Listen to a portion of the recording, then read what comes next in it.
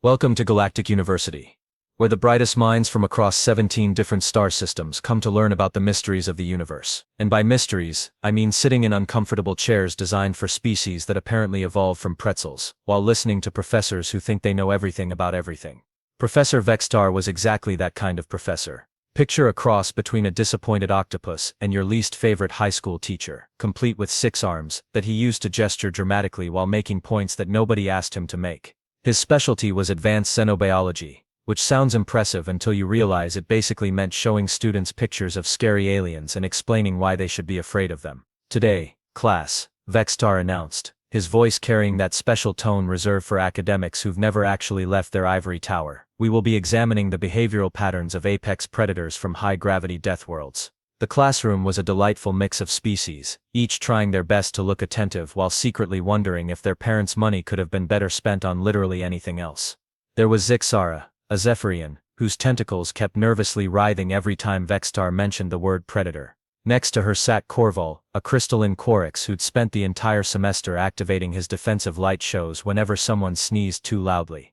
And then there was Jake Murphy. Jake was the only human in advanced xenobiology, which made him about as popular as a food poisoning outbreak at a wedding reception. See, humans had a bit of a reputation in the galaxy. They came from Earth, which was classified as a Class 12 deathworld, meaning it was the kind of place where evolution had apparently gotten really angry and decided to make everything either poisonous, predatory, or prone to exploding. Most of Jake's classmates treated him like a walking natural disaster. They'd give him a wide berth in the hallways, whisper behind his back about his predatory forward-facing eyes, and generally act like he might suddenly snap and start hunting them for sport. Which was ridiculous, because Jake was probably the most laid-back guy you'd ever meet. He spent most of his free time reading mystery novels and trying to figure out why the campus cafeteria thought mystery meat was an acceptable food category. But Professor Vextar, he had opinions about humans. Big, loud, condescending opinions that he loved to share during his lectures. According to Vextar, humans were primitive, violent, and completely incapable of understanding the nuanced complexity of interspecies relations. Jake had spent the entire semester listening to thinly veiled insults disguised as academic observations. Now then, Vextar continued, his middle pair of arms folding smugly across his chest, who can tell me the primary characteristic that makes a species truly dangerous? Several tentacles and appendages shot up around the room. Superior technology, called out one student.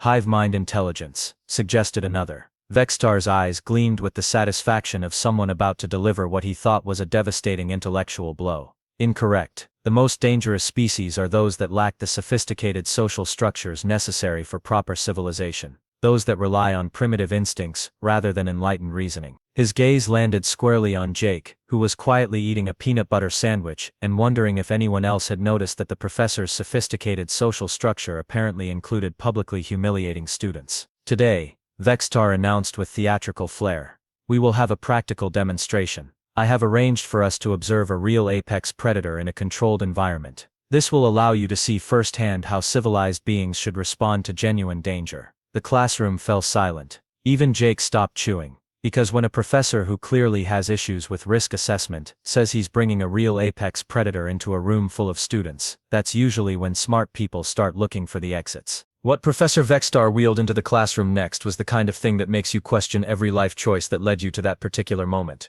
It was a containment unit about the size of a small car, humming with the kind of energy field that screamed whatever's inside here really wants to get out and probably eat your face. Behold, Vextar announced with the pride of someone unveiling a particularly impressive lawn ornament, a genuine Krell Shadowstalker from the nightmare world of Vex Prime. Now for those of you fortunate enough to have never heard of a Krell Shadowstalker, imagine if someone took a tiger, made it twice as big, gave it 6 legs, added retractable bone spikes along its spine, and then asked it to spend a few million years evolving on a planet where everything was constantly trying to kill everything else. The result was basically nature's answer to the question, what if we made something that was really good at making other things stop being alive? The reaction from Jake's classmates was immediate and entirely predictable. Zixara's tentacles went full panic mode, wrapping around her desk like she was trying to become one with the furniture. Corval's crystalline body started flashing through every color in the spectrum, which was apparently the Coryx equivalent of screaming. Even Threk, the usually stoic Gorvani, had gone completely pale, which was impressive considering his species was naturally the color of concrete. Now observe, Vextar continued, apparently oblivious to the fact that half his students looked like they were about to pass out, how a civilized being maintains proper distance and respect for a superior predator. Inside the containment field, the shadow stalker was living up to its reputation. It was pacing back and forth with the fluid grace of something that had never met a problem it couldn't solve with violence. Its 6 eyes were scanning the room with the focused intensity of a professional assassin evaluating targets. When it looked directly at the students, you could practically hear their life insurance premiums going up. And then there was Jake, still sitting in the back row, still eating his sandwich, looking about as concerned as someone waiting for a bus that was running slightly late. The shadow stalker, Vexstar explained, warming to his subject, represents the pinnacle of predatory evolution. Notice the forward-facing eyes, the powerful musculature, the obvious signs of a creature designed solely for efficient killing.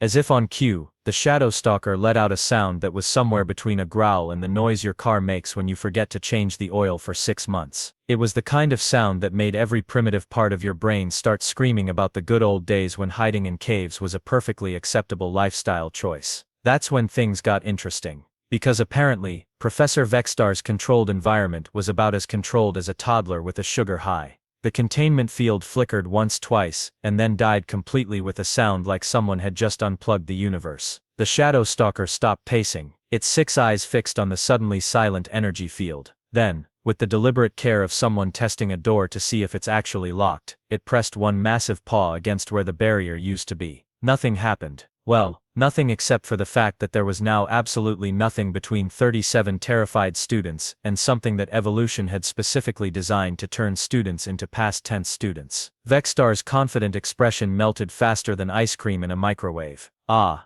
he said, which was probably the most honest thing he'd said all semester. "This is unexpected." The shadow stalker tilted its head, as if considering its options. Then it stepped out of the containment unit with the casual confidence of someone who had just realized that all the doors were unlocked and all the security guards had gone home for the day. That's when the real panic started. You know that moment in horror movies where everyone realizes the monster is loose and they all start running around screaming? Well, this was exactly like that. Except instead of a movie theater full of people eating overpriced popcorn, it was a classroom full of alien students who had suddenly remembered they had very important appointments somewhere else. Preferably on different planets. Zixara had gone full octopus mode, using all her tentacles to propel herself toward the nearest exit while making a sound like a deflating balloon. Corval was strobing so rapidly he looked like a malfunctioning disco ball. 3 Altarian students had formed some kind of defensive huddle and were chanting what sounded like either a prayer or a shopping list. It was hard to tell. Professor Vexstar, meanwhile, was having what you might charitably call a learning experience. His 6 arms were flailing in 6 different directions as he frantically tried to reactivate the containment field, restart the backup systems, and simultaneously explain to his fleeing students that this was all part of the lesson plan. Which it obviously wasn't, unless the lesson was how to completely lose control of a dangerous situation in under 30 seconds. And in the middle of all this chaos, all eyes kept drifting back to Jake. Because everyone knew what was supposed to happen next. The human, the Deathworlder, the walking natural disaster, was finally going to show his true colors. This was his moment. This was when the primitive predator instincts would kick in. The expectations were practically written in the air. Some students were clearly waiting for Jake to leap into action with some kind of hidden human superweapon. Maybe he'd pull out one of those legendary human guns they'd heard so much about. Or maybe he'd reveal some secret Deathworlder combat technique that would let him take down the Shadow Stalker with his bare hands. Others were obviously expecting him to do what any sensible person would do when faced with an apex predator, which was to run away screaming while leaving a cartoon-style dust cloud behind him. After all, for all their reputation, humans were still just soft, squishy mammals who'd probably evolved from something that spent most of its time hiding from things with bigger teeth. But Jake Murphy, bless his completely unpredictable human heart, did neither of those things.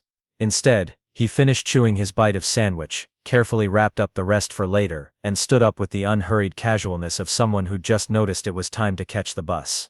He brushed a few crumbs off his shirt, picked up his backpack, and started walking toward the front of the classroom, toward the Shadow Stalker.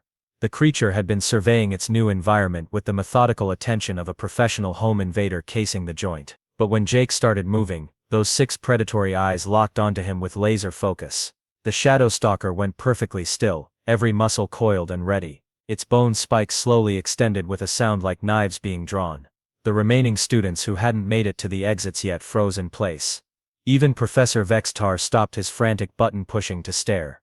The classroom fell silent except for the soft sound of Jake's sneakers on the floor and what might have been someone quietly praying to whatever gods protected idiots from their own terrible decisions.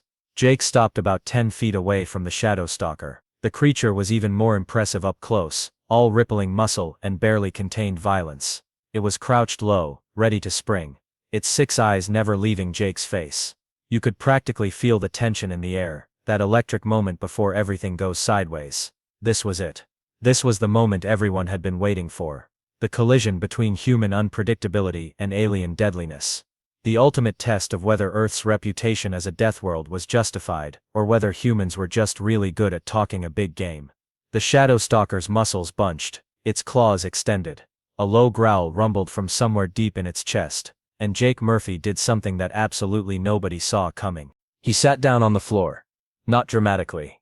Not as part of some elaborate combat maneuver. He just sat down, cross-legged, like he was getting ready for story time at the library. Then he reached into his backpack, pulled out what appeared to be a small bag of trail mix, and started sorting through it with the focused attention of someone picking out all the good pieces. The shadow stalker, which had been coiled like a spring ready to unleash 6 legs worth of evolutionary fury, just stopped, its head tilted to one side in what could only be described as confusion. Here it was, fully prepared to demonstrate why it was the apex predator of an entire nightmare planet, and its target had just sat down and started snacking. "What?" whispered Corval, who had stopped strobing long enough to stare. "Is he doing?" Jake looked up at the shadow stalker, and in the most casual tone imaginable, said, "Hey there, buddy. Rough day?" The creature's 6 eyes blinked in sequence, like someone trying to process information that didn't fit any known category. It took a cautious step forward, then stopped. Then another step. Its bone spikes slowly retracted, not in surrender, but in pure bewilderment. "Yeah, I figured," Jake continued, popping a peanut into his mouth. "You're probably scared out of your mind right now, aren't you? One minute you're on your home planet doing whatever it is shadow stalkers do for fun. Next minute you wake up in some weird box surrounded by strange smells, and even stranger-looking creatures making panic noises." Professor Vextar's jaw had dropped so far it was practically scraping the floor. That's not how you interact with an apex predator," he stammered. Jake glanced over at him. "Oh, is there a manual? Because honestly, Professor, your approach of poke it with science until something interesting happens doesn't seem to be working out super great." The shadow stalker had crept close enough now that Jake could have reached out and touched it, which to everyone's continued horror and fascination,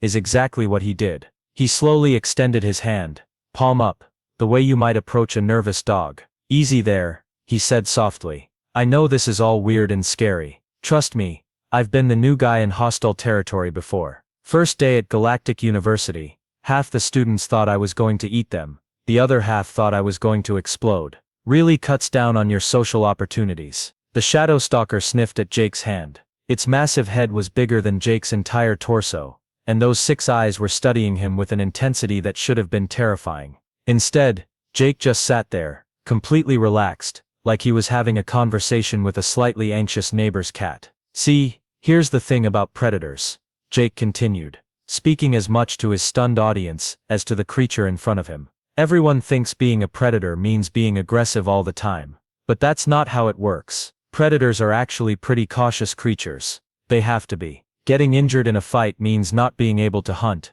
and not being able to hunt means starving." The shadow stalker lowered its head slightly, and Jake gently scratched behind what might have been an ear, or possibly a sensor organ, or maybe just a conveniently placed scratch-friendly spot. "You're not angry, are you, big guy? You're just confused and probably a little homesick. This place smells all wrong, doesn't it? Too clean, not enough proper dirt and growing things, and all these weird creatures making noise and flashing lights at you." A sound rumbled from the shadow stalker's chest, not the threatening growl from before, but something softer. Something that if you didn't know better, you might mistake for purring.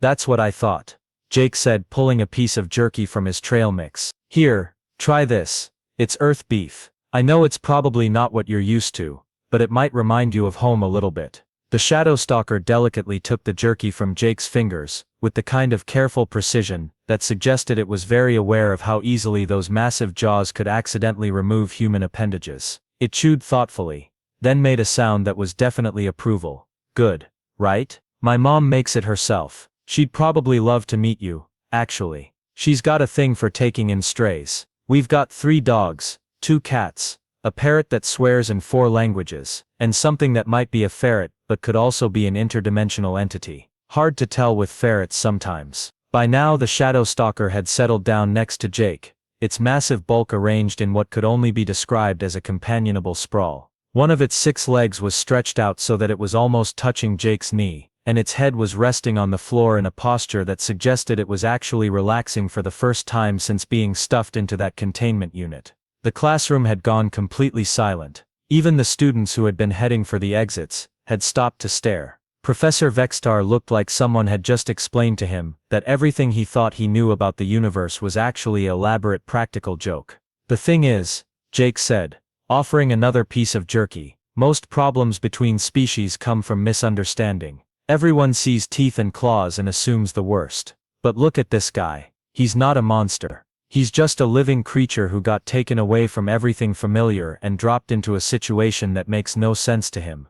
The shadow stalker had now arranged itself so that its head was resting across Jake's lap, 6 eyes closed in what appeared to be complete contentment. Jake was absently scratching behind its audio sensors while continuing his impromptu lecture. Earth's full of predators, you know. Bears, wolves, big cats, sharks. Humans learned a long time ago that understanding them works a lot better than fighting them. Most of the time, they don't want to hurt you any more than you want to hurt them. They just want to live their lives in peace. He looked up at his stunned classmates. Same as everyone else really. The silence that followed was the kind of silence you get when someone has just casually dismantled everything you thought you knew about reality. It was the silence of worldviews cracking, of assumptions crumbling, of a room full of supposedly advanced beings realizing they might have been getting some very basic things very, very wrong. Professor Vextar was the first to find his voice, though what came out was more of a strangled whisper than his usual pompous declaration. This is impossible. The behavioral models clearly indicate that shadow stalkers are solitary, aggressive, territorial creatures with no capacity for interspecies bonding. Jake looked down at the massive predator currently using his lap as a pillow, and making soft rumbling sounds of contentment. Yeah, well, your behavioral models might want to consider the possibility that maybe, just maybe, sticking a creature in a tiny box and then wheeling it into a room full of screaming strangers isn't the best way to observe its natural behavior. The shadow stalker opened one eye and fixed it on Professor Vextar, who took an involuntary step backward. The creature's expression seemed to convey a sentiment that roughly translated to yeah, what he said. But the aggression patterns, Vextar sputtered, the documented attacks on exploration teams. Let me guess, Jake said, still absently scratching the shadow stalker's head. Those exploration teams showed up on its planet, probably started taking samples and making noise and generally acting like they owned the place, and when the locals tried to defend their territory, everybody decided they were mindlessly violent monsters. Jake's tone was conversational, but there was an edge to it now. Funny how that works. Show up uninvited in someone's home, act like they don't belong there, and then get surprised when they're not happy to see you. The implications of what Jake was saying were starting to sink in around the classroom. Zixara had stopped trying to escape, and was now staring with all her eye stalks. You mean they were just protecting their homes, most of the time? Yeah, Jake said. Think about it. You're living your life, minding your own business, and suddenly these weird creatures show up and start poking around, taking things, making threatening noises. What would you do? Corval's crystalline structure was cycling through colors but slowly now, thoughtfully. We would defend ourselves. Exactly. And if you were really good at defending yourself, and these weird creatures kept showing up and doing the same thing, eventually you might decide to be a little more proactive about discouraging visitors. Professor Vextar was having what could only be described as an academic crisis. His entire career had been built on the study of dangerous species, and Jake was casually suggesting that maybe, just maybe, the danger came from the studying, not the species. But humans, Vextar said weakly, humans are from a deathworld. Class 12 threat level, the predatory adaptations, the forward-facing eyes, the aggressive expansionism. Jake laughed, and the sound was so genuinely amused that even the shadow stalker seemed to perk up. Professor, do you know what humans were doing for most of our evolutionary history? We were getting eaten. By everything. Big cats, bears, wolves, crocodiles, sharks, venomous snakes, poisonous spiders, disease-carrying insects, and occasionally each other when resources got scarce. He gestured to his own very ordinary-looking human form. We didn't survive because we were the toughest or the strongest or the most dangerous. We survived because we got really good at understanding the things that wanted to eat us. We learned to read their body language, predict their behavior, figure out what they needed so we could avoid being what they needed. The shadow stalker had rolled over slightly, exposing its belly in a gesture of complete trust that made several students gasp. Jake obligingly gave it a belly rub, which produced a sound like a diesel engine purring. The forward-facing eyes, those aren't predator eyes, they're please don't let me walk into that saber-toothed tiger's eyes. The aggressive expansionism. That's this place is trying to kill us, maybe we should find somewhere else to live behavior. We didn't conquer Earth, Professor. We spent most of our time running away from it. Threk, the Gorvani student, spoke up hesitantly. But the stories we hear about human warriors, human violence, oh we can absolutely be violent when we need to be.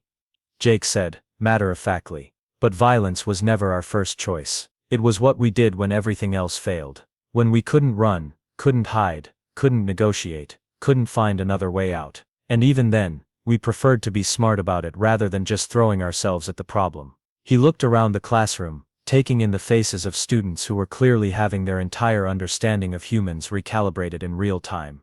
The thing is, when you spend millions of years learning to coexist with creatures that could kill you without breaking a sweat, you get really good at the coexisting part. You learn that most creatures, even the scary ones, just want to live their lives without unnecessary drama. You learn to recognize when something is actually dangerous versus when it's just afraid, or confused, or protecting something it cares about. The shadow stalker had now completely relaxed, sprawled across the floor with its head still in Jake's lap, looking for all the world like someone's oversized, slightly exotic pet. Its 6 eyes were half closed in contentment, and the bone spikes along its back had retracted completely. This guy here, Jake said, giving the creature another gentle scratch. He's not angry anymore because he's not scared anymore. He knows I'm not a threat, and I know he's not a threat, so we can just be 2 living creatures sharing some jerky and enjoying each other's company. Professor Vextar was staring at the scene with the expression of someone watching their entire academic career evaporate before their eyes. This goes against everything we know about interspecies predator dynamics. Maybe, Jake said gently, it's time to learn some new things. That's when Zixara, who had been listening with growing excitement, suddenly spoke up. Jake, could you help me with something? I have a pet, back home, all Tyrian razorwing, and it's been acting really aggressive lately. My family wants to get rid of it, but I thought probably just stressed about something, Jake said immediately. They're actually pretty social creatures, razorwings. When they act aggressive, it's usually because they're lonely or bored, or their environment doesn't feel safe. I'd be happy to help you figure out what's going on. Suddenly, half the classroom was talking at once. Korval wanted advice about his family's dangerous mining creatures that kept attacking the equipment. Threk mentioned a cousin, who worked on a research station that was having trouble with hostile local wildlife. 3 other students started comparing notes about problem species that were probably just misunderstood. And Professor Vextar, standing in the middle of his classroom watching his students turn to a human for expertise about the very subject he was supposed to be teaching them, finally understood that maybe, just maybe, he had been approaching the whole concept of dangerous species entirely wrong. The Deathworlder wasn't the predator in the room. He was the peacemaker. 3 weeks later, Jake Murphy found himself in the most unlikely position of his academic career. He was popular. Not just tolerated, not just accepted, but actually popular. His dorm room had become an unofficial counseling center for students with dangerous pet problems. His lunch table was constantly surrounded by classmates asking for advice about interspecies relationships, and he'd somehow become the go-to guy for any situation involving creatures that other people found scary. The transformation had been rapid and, frankly, a little overwhelming. Zixara's razorwing turned out to be acting aggressive because it was molting and feeling vulnerable, a problem solved with some privacy screens and a few comfort items from home. Korval's family mining operation discovered that their hostile tunnel creatures were actually trying to protect their eggs, and a simple relocation program turned former adversaries into enthusiastic partners in the excavation process. But the real change was in Professor Vextar himself. The pompous academic who had spent the semester lecturing about the dangers of primitive species had undergone what could only be described as a complete intellectual metamorphosis. He'd started incorporating Jake's insights into his lectures, restructuring his entire curriculum around understanding rather than fear, and had even begun collaborating with Jake on a research paper tentatively titled Predator-Prey Dynamics, a reconsideration of behavioral assumptions in interspecies contact scenarios. The paper was already generating buzz in academic circles, largely because it suggested that about 70% of the galaxy's dangerous species classifications might need to be completely reconsidered. Today though, Jake was facing his biggest challenge yet. Not another misunderstood apex predator, not another terrified student with a problem pet, but something far more daunting: the Galactic University cafeteria's daily special, which was described on the menu as protein synthesis with flavor approximation, and looked like what might happen if someone tried to reverse engineer food from a vague description they'd heard thirdhand. Jake poked at the gelatinous mass on his tray with the cautious respect he usually reserved for potentially dangerous wildlife. "You know," he said to Zixara, who was sitting across from him delicately consuming what appeared to be photosynthetic algae strips, "I've made friends with apex predators from 3 different star systems, but I'm genuinely afraid of whatever this thing is supposed to be." "It's not that bad," she said, though her tentacles were carefully avoiding contact with her own tray. "You just have to approach it with the right mindset." "What mindset is that?" "Blind faith and a strong stomach." Corval, whose crystalline structure allowed him to absorb nutrients directly from ambient energy, was enjoying the humans' ongoing battle with solid food consumption. "Perhaps you could apply your animal communication skills to the cafeteria food. Maybe it's just misunderstood." Jake lifted a forkful of the mysterious protein and watched it wobble ominously. "I don't think this qualifies as animal anymore. I'm not even sure it qualifies as matter in the traditional sense. You could always ask Professor Vextar to classify it," Threx suggested. "Maybe it's an undiscovered life form, could be the find of the century." Or Jake said, setting down his fork with the careful precision of someone disarming a bomb, "I could just stick with the snacks my mom keeps sending me, and hope the universe develops better food technology before I starve to death." As if summoned by the mention of his name, Professor Vextar appeared at their table, looking more animated than Jake had ever seen him. Which, considering Vextar's usual emotional range fell somewhere between mildly condescending and aggressively condescending, was quite a change. "Jake, my boy," Vextar said, his 6 arms gesticulating enthusiastically, "I've just received word from the Galactic Council's Xenobiological Review Board. They want you to consult on the Andromedus situation." Jake blinked. "The what situation?"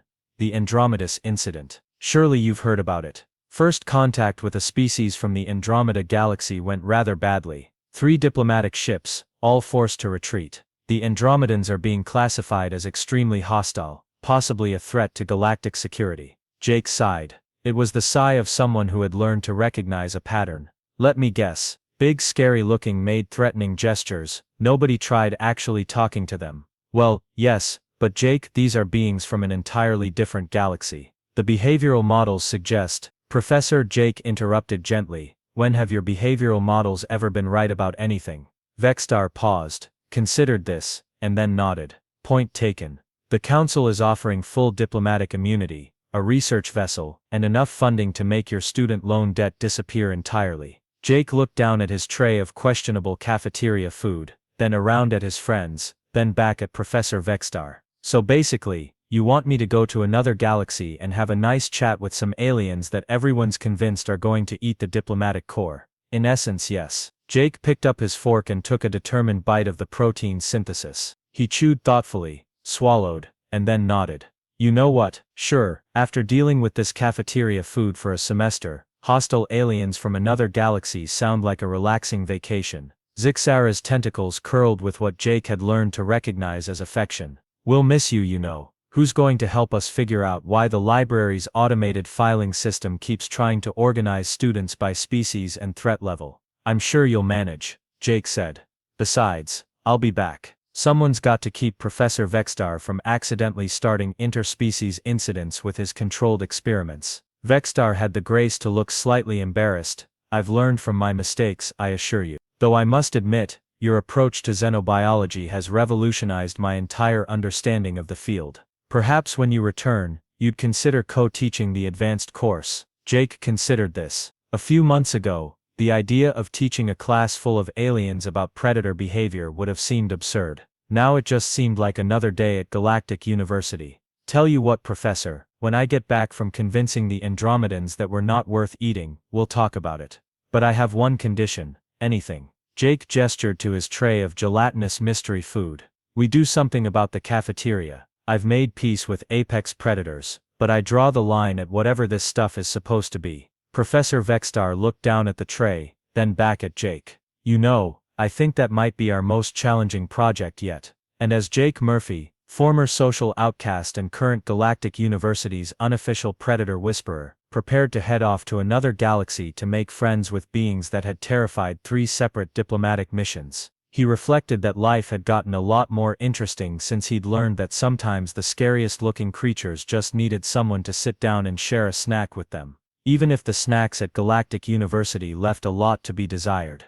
The Shadow Stalker, who had been officially adopted as the xenobiology department's mascot and spent most of its time napping in Professor Vextar's office, would probably miss him the most. But Jake was pretty sure he'd be back soon enough. After all, someone had to make sure the galaxy's most misunderstood creatures had an advocate. And besides, he was getting pretty good at this whole turning interstellar incidents into interspecies friendships thing. How hard could one more galaxy be?